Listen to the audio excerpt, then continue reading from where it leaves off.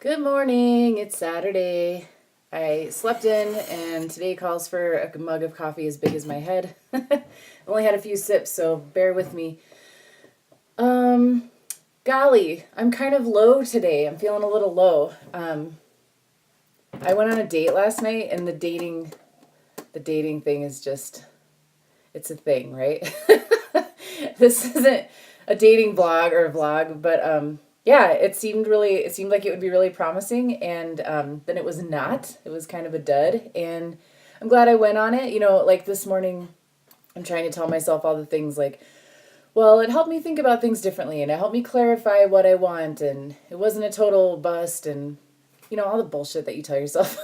Sorry, it's not bullshit. It works, but sometimes it feels like bullshit. Like I'm sitting here and I'm doing these videos and I don't want to make it seem like I have this all figured out perfectly or that it's ever really easy. And sometimes you just feel like shit. Like I decided pretty early on in the date that I wasn't interested in this feller romantically or even really friendship wise, and I still feel a little rejected. And it's funny, and I was talking to my brother, and he gave this great analogy that I really like. He was like, "Look, imagine that you had this dresser in your driveway that you wanted to get rid of, but you didn't have a car and you didn't want to pay someone to get rid of it. So you're just sitting there with this thing in your driveway, like, what am I going to do with this? And while you're figuring that out, someone comes along and steals it. And at first you're like, hey, I feel so violated. Someone stole from me. But really, they solved a problem for you. So this guy hasn't texted back or called, and it's like, isn't it so silly that there was a part of me that was like, oh, how am I going to tell him I don't want to go on a second date? Now I'm like, he didn't even ask for a second date. I'm so outraged. So, yeah, so the analogy sort of helped. Like, it's a problem solved. It's great. Moving on. Chin up. What I guess I wanted to talk about today was this idea of when it is very important to reframe my thoughts so that I'm continuing to think about things in a positive way, so that in ways that serve me so that I can keep moving forward. But I don't want to be someone that just shoves things down or like doesn't feel her feelings or doesn't acknowledge that something might have hurt or something kind of felt like shit. And so I'm always figuring out, how do I process my feelings? Oh, I got to process my feelings, but also keep moving forward. And that's still something I'm learning how to do and what is right for me. And I think it changes from feeling to feeling and from day to day.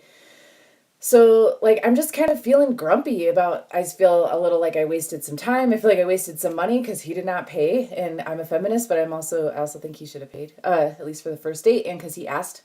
That's a whole other debate. But yeah, I just feel like I kind of wasted some time and money, and I feel like I wasted some energy, and I'm just feeling a little meh today. So I'm thinking about, well, how do I want to deal with it? So I realized that there were some tears just around everything. Like going on a new date sort of had me freshly mourning my last relationship, the one I'm moving on from. There's layers of mourning to that, right? And so I get over it, but then like acknowledging that I'm seeing other men sort of makes me feel sad about the lost one again, right? So last night I was just trying to like power through and like, it's fine, moving on, no big deal.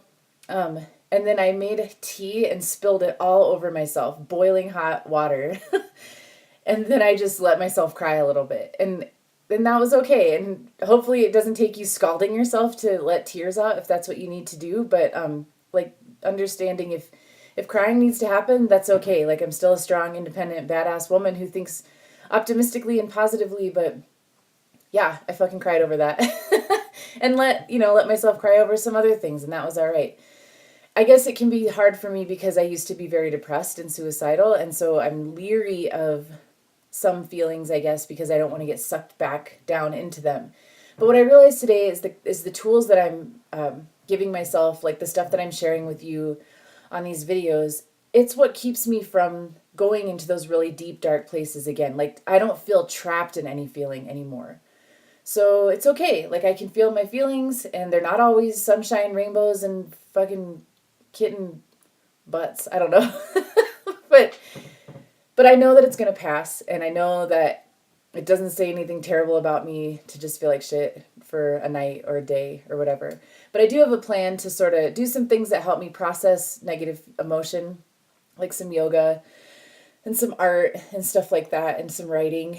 And then I'm going to do a few things that move me forward, even if I don't feel like doing it. So I'm going to do some homework. I'm going to work on some grants and proposals and getting some mural clients. And Yeah, and then I'm going to take really good care of myself. I'm going to treat myself like my best friend would have treated me, with like tea and maybe some chocolate. I don't know.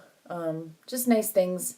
And then it'll be all good and it will pass and I'll be back tomorrow. See ya.